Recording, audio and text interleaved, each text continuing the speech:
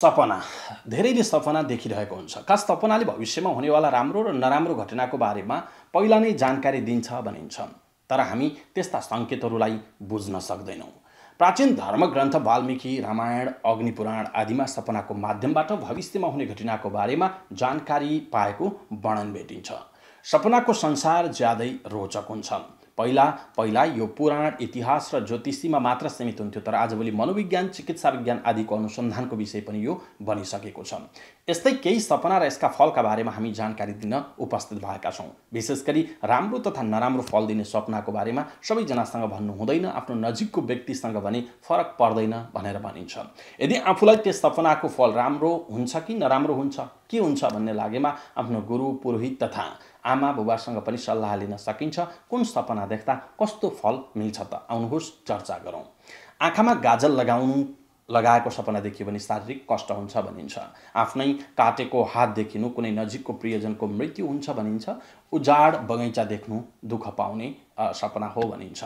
मोटो भैँसी देख्नु अन्न सस्तोमा पाउने, दुब्लो भैँसी देख्दा अन्न महँगो पर्ने, बाख्रा देख्यो भने शत्रुको डर हुने, राजनेताको मृत्यु भएको देखियो भने देशमा समस्या आउन सक्छ, पहाड हल्लिएको तपाईँले देख्नुभयो भने बिरामी हुने डर हुन सक्छ।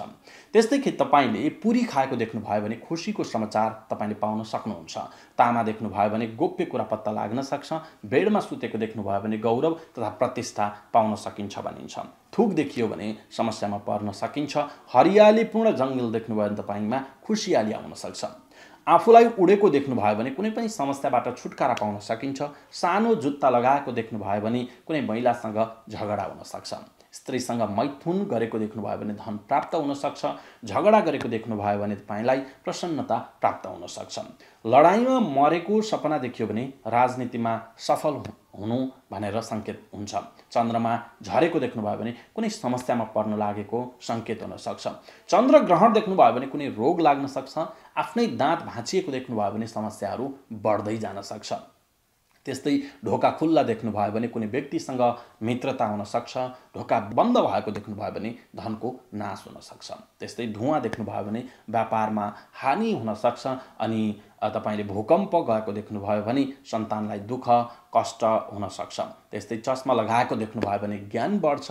बत्ती बालेको देख्नुभयो भने नयाँ अवसरहरू प्राप्त हुन सक्छ। मासु देख्नुभयो भने आकस्मिक धन लाभ हुन सक्छ। पूजापाठ गरेको देख्नुभयो भने समस्याको अन्त्य हुन सक्छ।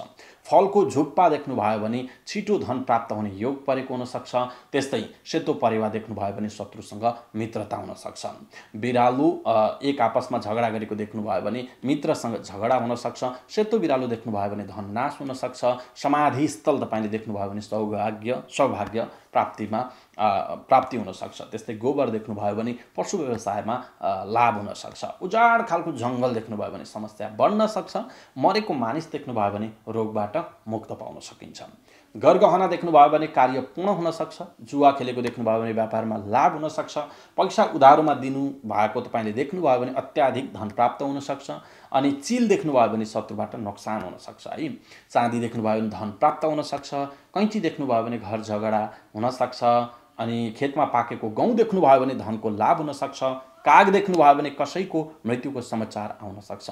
कुकुर देख्नुभयो भने पुरानो साथीसँग भेट हुन सक्छ। नदीको पानी पिएको देख्नुभयो भने सरकारी लाभ हुन सक्छ।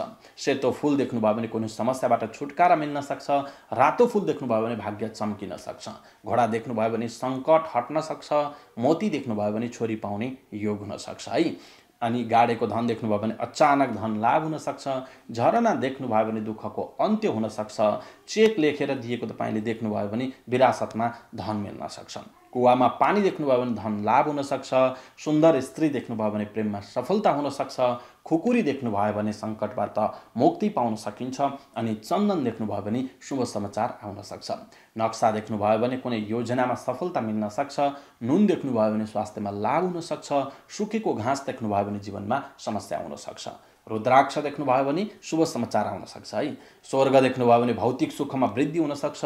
सूर्य देख्नुभयो भने विशेष व्यक्तिसँग भेट हुने योग हुन सक्छ। त्यस्तै अर्को हो तिर्खा लागेको तपाईँले देख्नुभयो भने तपाईँमा लोभ बढ्न सक्छ। आज हामीले केही त्यस्ता सपना र त्यसबाट प्राप्त हुने फलको विषयमा यो जानकारी दियौँ। कस्तो लाग्यो? आफ्नो कुरा तलको कमेन्ट बक्समा कमेन्ट गर्नुहोला। सबै नेपालीहरू माझ पुर्याउनका लागि यो सपनाको फल आफ्नो फेसबुक, ट्विटर, टिकटक लगायतका सामाजिक सञ्जालमा सेयर गर्न नबिर्सिनुहोला।